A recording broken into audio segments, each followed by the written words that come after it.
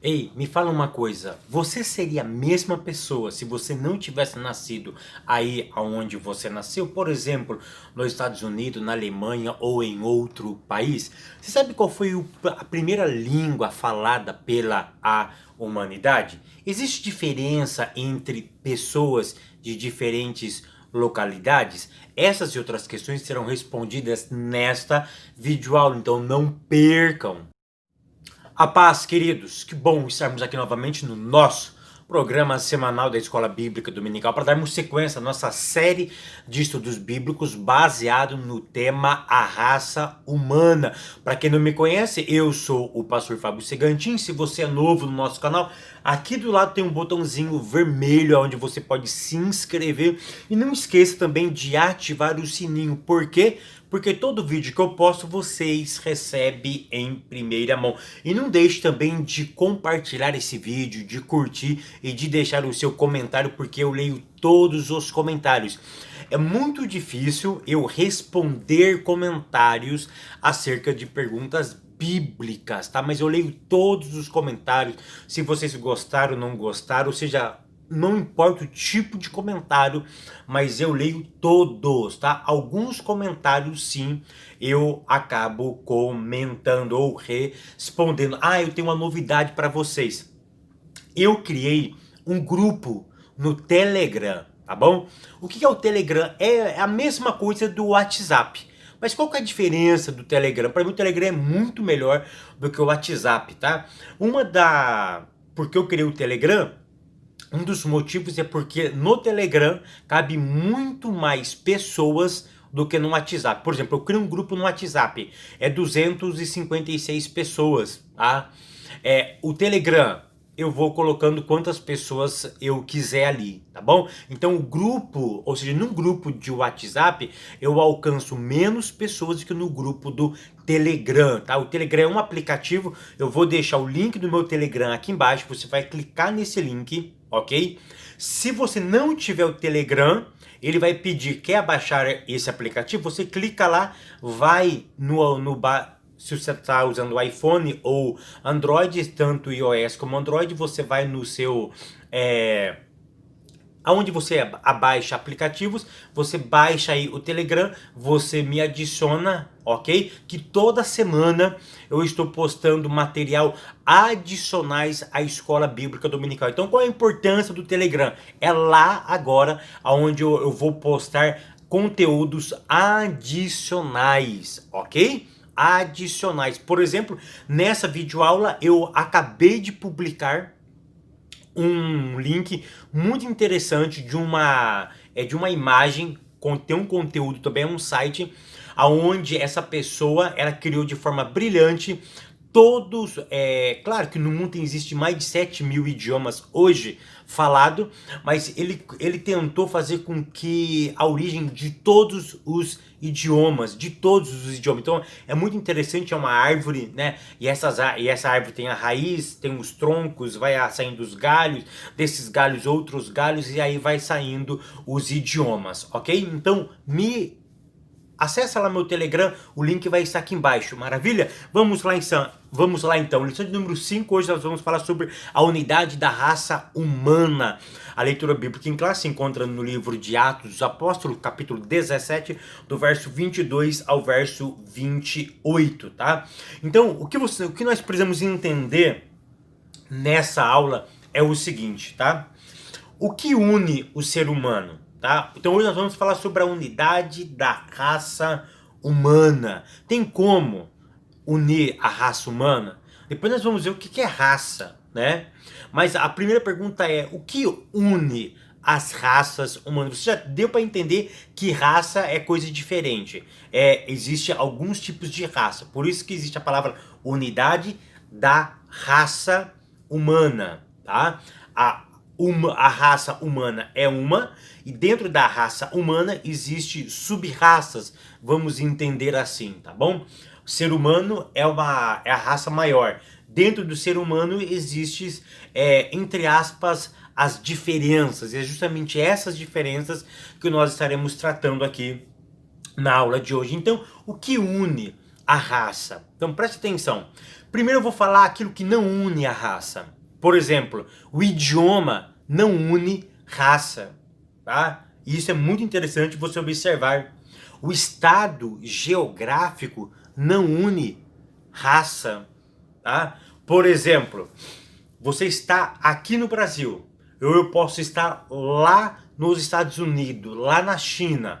O estado geográfico não nos une, ok? Nós não somos unidos pela geografia, nós não somos unidos pelo idioma.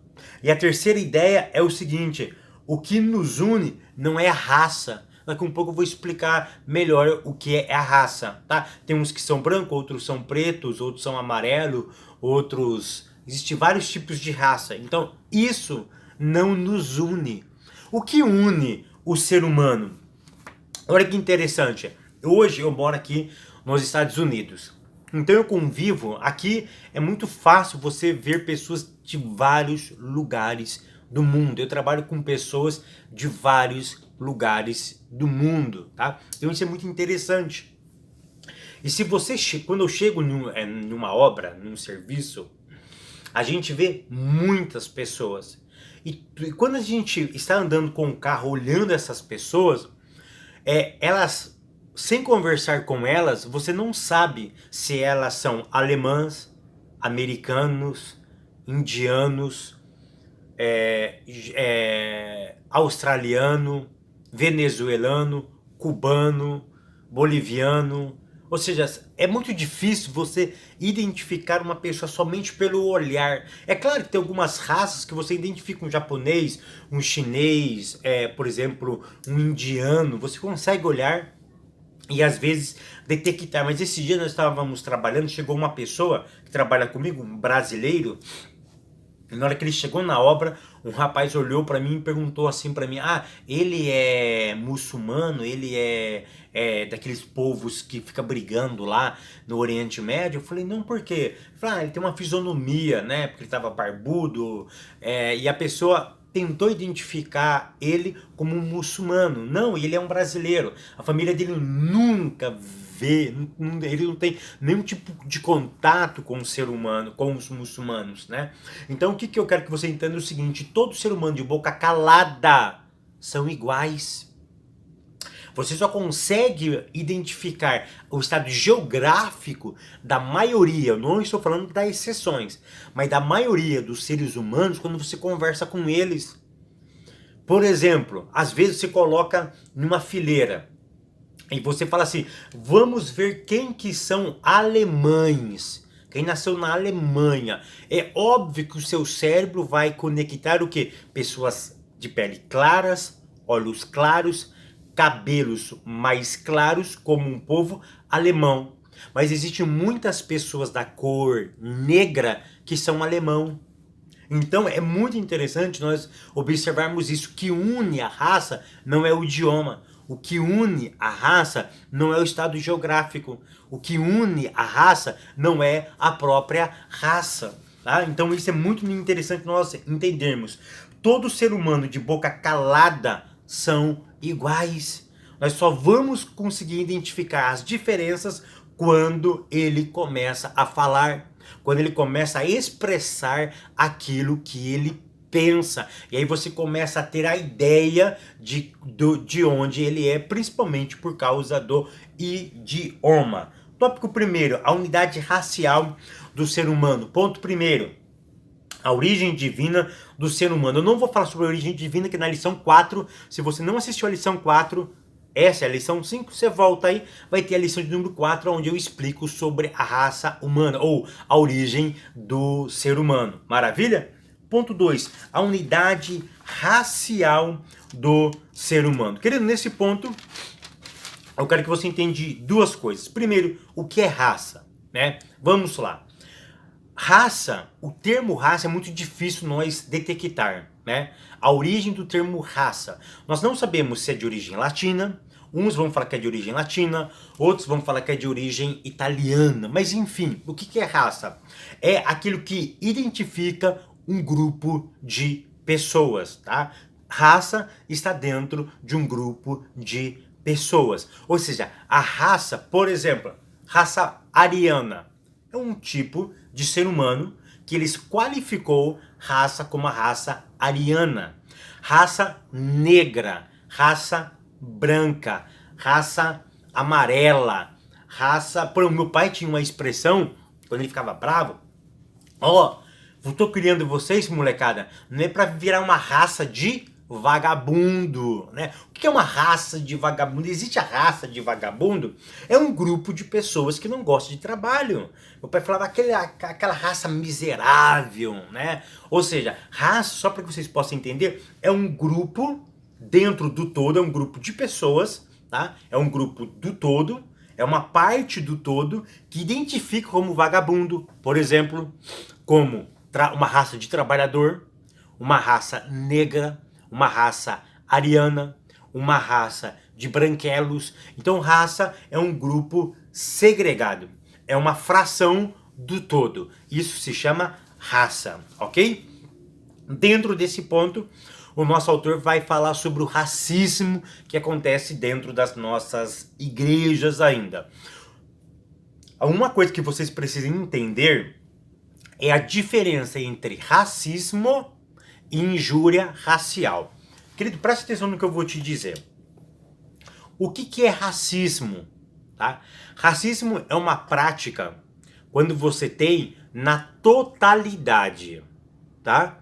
Injúria racial é quando você pega parte desse grupo, tá? E você especifica o seu julgamento. Por exemplo, se eu chego e falo assim, tem um bando de crente, tem uma igreja, eu chego lá, seus crentinhos miseráveis, seus crentinhos isso, seus crentinhos aquilo, vocês não vão fazer isso porque vocês são crentes, vocês é aquilo. Isso é tipo de racismo, ok? É quando eu atinjo a totalidade de um grupo. Tem um monte de pessoas brancas. Eu chego lá e falo, seus branquelos, seus aguados, vocês são incompetentes, ou seja, eu estou pronunciando palavras de racismo, ok? Contra um grupo. O que é injúria racial? É quando você chega até a mim, que sou, por exemplo, o ministro do evangelho, o pastor, e você chega para mim e diz, você pastor evangélico. Claro, pastor tem que ser evangélico, é claro, né? Pastorzinho de meia tigela. Você é um safado, você é um ladrão, você é um bandido. Ele não está... Isso não é racismo, isso é injúria racial. Por exemplo, vou fazer uma prova, um concurso público. E chegar lá, por exemplo, eles descobrem que eu sou evangélico. Ele diz, evangélico não pode fazer a prova aqui. Evangélico tem que fazer a prova naquela salinha ali, foi reservado para os evangélicos. Isso é o que? Racismo ou injúria? É injúria racial. Eu estou sendo discriminado, ou seja, eu estou sendo segregado por uma crença que eu tenho, ok? Ficou claro? Então isso é muito importante vocês entenderem que o racismo é o todo e a injúria racial é o indivíduo desse todo. Ponto 3. A unidade psicológica do ser humano. Querido, todo ser humano tem os mesmos medos. Tá? Se você ler 1 Reis capítulo 8, verso 46, Eclesiastes 7, verso 20, nós vamos ter tudo em comum. O que? Por exemplo, que todos seres humanos falham. Eu nem vou usar a palavra pecado, porque pecado talvez é para nossa crença. Outras crenças não usam o termo pecado, para eles não existe pecado. Mas todos vão concordar que o ser humano comete falhas, que os seres humanos erram, que os seres humanos cometem delitos, que os seres humanos têm fraquezas. Ou seja, o ser humano, a unidade psicológica do ser humano, ou seja, todo ser humano tem algo em comum. Ou seja, o que? Todos falham, todos sentem medo, todos têm tensões, todos se alegram, todos se entristecem, todos têm ansiedade. É claro que em graus diferentes, cada ser humano vai exercer isso de forma diferente, mas, ou seja, essa unidade psicológica do ser humano une todo o ser humano, não importa se você é brasileiro, americano, uruguaio, colombiano, equatoriano, não importa de que país que você seja, a sua origem, Isso faz parte de todo ser humano. Isso faz parte de todos os seres humanos, ok? Então essa é a unidade psicológica do ser humano. Mas é algo muito interessante que cada um reage diferente de acordo com as suas crenças e com aquilo que as pessoas acreditam. A minha pergunta logo na introdução foi: você seria a mesma pessoa se você não nascesse no Brasil? Por exemplo, se logo você nascesse no Brasil, mas com um ano, a sua mãe dava você embora e você ia parar na Alemanha. Você seria a mesma pessoa? Queridos, isso é um assunto muito profundo, levaríamos várias ideias aqui, mas é algo muito interessante que eu vi na televisão. Uma irmã estava procurando uma outra irmã e elas foram separadas, ainda muito criança.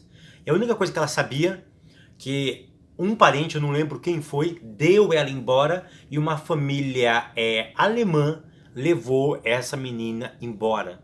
E depois, não sei quantos anos, de 30 anos, um programa de televisão foi lá da Alemanha e encontrou essa menina.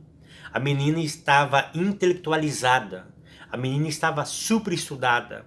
A menina, eu acho que ela era professora na Alemanha, uma coisa assim. Estava muito bem empregada, muito bem remunerada, ok? E a irmã dela morava no subúrbio de São Paulo, numa pobreza que dava dó de ver. Aí eu fiquei pensando, se a irmã dela tivesse ficado no Brasil, ela teria conseguido o que ela conseguiu? Querido, então isso é muito interessante. Eu queria que vocês pensassem um pouquinho, levassem isso para a classe de vocês. Vocês seriam o que vocês se vocês morassem em outro lugar? Porque aprenda uma coisa, crença são formadas na base. Na base da onde? Da família, aonde você é inserido. Por exemplo, na Alemanha existem outros tipos de crenças, tantos religiosas como folclórica. Ou seja, o folclore que é aplicado no Brasil, para uma pessoa que vai para a Alemanha, com 2, 3 anos de idade, ela vai receber uma outra influência, um outro tipo de crença. Então, olha que muito interessante. Nós, seres humanos, somos formados à medida do lugar aonde nós estamos inseridos. Mas deixa eu te dizer uma coisa, você não deixa de ser humano por ir morar em outro lugar.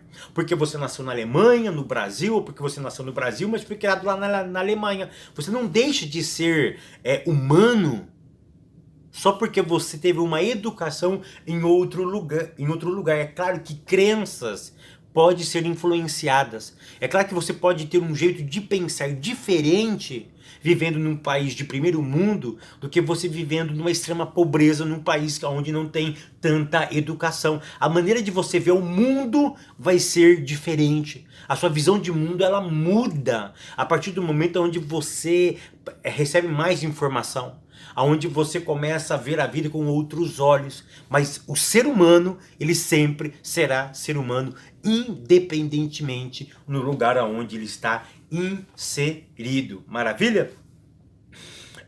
Tópico segundo, a unidade linguística original da humanidade. Ponto 1. A língua original da humanidade. Querido, falar é um dom. Olha que dom maravilhoso. Eu falo, vocês falam, nós falamos. Ou seja, falar é um dom, é um presente, não é uma arte. O que é uma arte é falar em público. Falar em público é uma arte. Falar é um dom. Todo mundo que fala ganhou um presente. Falar em público, não. É uma arte que você pode desenvolver, ok? Através de uma boa oratória, ok? Aí eu costumo dizer o seguinte, falar bem requer estudo e pensar bem. Ou seja, para eu falar bem, eu preciso estudar e eu preciso pensar muito bem. Por que eu estou falando isso? Porque o nosso autor vai falar que quando Eva aparece para Adão, após a criação de Eva, o que Adão fala? Essa é osso dos meus ossos e carne da minha carne. Tu chamarás varoa, porque do varão foi tomado. Ou seja, é um poema hebraico fantástico. Aí eu fiquei pensando, quem falou para Adão o que é poema? Como ele criou esse poema? Querido, por isso que eu volto a afirmar que falar bem requer estudo e requer pensamento. Adão era um ser que pensava, um ser que calculava. Adão era um cara que tinha habilidade no falar. Adão era um cara criativo. Então Adão, para falar essas palavras, ele não era uma máquina que simplesmente reproduzia aquilo que falavam para ele. Ele era um ser pensante, operante e criativo. Para ele falar esse poema, ele teve que raciocinar, ele teve que pensar. Ele pensava de forma ordenada e de forma criativa. Isso é muito interessante nós observarmos. Então, primeiro, a fala é um dom, ok? Falar em público é uma arte. Se você quiser falar bem, você tem que pensar bem. Falar bem aqui não é falar na linguagem portuguesa, mas é você construir ideias através do falar. Para eu construir ideias através do falar, eu tenho que pensar muito bem. Tá? E uma outra pergunta, qual era o idioma que Deus falava com Adão? Tá? Qual era o idioma? O autor disse que não é o hebraico. Tá? Eu, no meu curso de língua hebraica, né, eu falo que ele falava uma espécie de hebraico, sim, tá? Se ele falava uma espécie de hebraico, isso não muda a minha crença em nada, tá? Mas por linhas rabínicas, tá? Eu tenho esse meu pensamento, ok? É um pensamento que eu tenho, compartilho isso pego isso de muitos judeus, de muitos hebraístas, de muitos rabinos, né? Muita literatura rabínica. Então, enfim, mas isso não muda nada, tá bom? Uma coisa a gente sabe, ninguém sabe exatamente a língua que Deus se comunicava com Adão, ok? Isso é uma coisa pontual. Ponto 2, queridos, ponto 2, a confusão linguística em Babel. Nós sabemos que Babel foi uma grande confusão, porque até então o idioma era um só falado por toda a humanidade. Eles chegam em Sinear, o pedido de Deus era para eles se espalharem, e eles fazem morada ali em Sinear. Deus fica muito triste com aquilo, e eles decidem criar uma torre que tocasse até o céu, ou seja, uma forma de intimidar o Eterno. Uma forma de dizer o seguinte, não, você não é tão importante para nós. Nós podemos resolver todos os nossos problemas. Então Deus intervém naquele plano macabro, tá? E decide então confundir a língua. Ou seja, se Deus interferisse no idioma, na linguagem, as pessoas iriam começar a falar e não ia entender. Primeira lição que eu aprendo, se a sua comunicação não for inteligível, entendível, aquilo que você pensa, os outros não vão compreender. Querido, você pode ter a melhor mensagem, a melhor ideia, mas se você não souber passar, não adianta nada. E naquele caso, o problema não foi passar, o problema foi não ser entendido. Eu moro aqui nos Estados Unidos e como eu trabalho em obras, eu chego nas obras, os supervisores das obras vêm conversar comigo e eu preciso falar para ele que eu não falo inglês, né? Eu não explico, né? Eu não falo inglês. E aí o meu filho que trabalha comigo, meu filho, então, tem que conversar com o supervisor em inglês. Ou seja, mas se eu e ele começar a conversar, nós não vamos nos entender. Por quê? Eu não compreendo a mensagem dele e ele não compreende a minha mensagem. Então, olha que interessante, Deus ele vai justamente confundir no ato de falar. Porque se eu falo e ninguém entende, eu posso ter a melhor ideia, ela não vai ser posta em prática. Maravilha? Conseguiu entender qual foi um dos objetivos de Deus intervir através dessa mudança ou na criação de novos idiomas? Ponto 3, o indício da linguagem primitiva. Queridos, eu acabei de postar no meu Telegram uma matéria sobre indícios da língua primitiva. Eu acabei de postar lá, acesse meu Telegram, tá aqui embaixo e você vai ver que maravilha é essa árvore, tá? Vamos dizer assim, genealógica das línguas primitivas, tá bom? Tópico terceiro, em Cristo todos somos um. Ponto 1. O pecado universal de Adão. Queridos, a questão é o seguinte, Adão peca, um cara peca e afeta todo mundo. Eu já expliquei isso inúmeras vezes, mas hoje eu quero fazer uma aplicabilidade diferente. Qual é essa aplicabilidade, Fábio? Perceba o que eu estou te dizendo. Eu não estou interpretando, eu estou aplicando. São princípios hermenêuticos diferentes, ok? Adão peca, o erro de um cara afeta todas as outras pessoas. Aí você pode, na sua classe, levar uma mensagem para os pais, para quem é líder, em qualquer área da vida.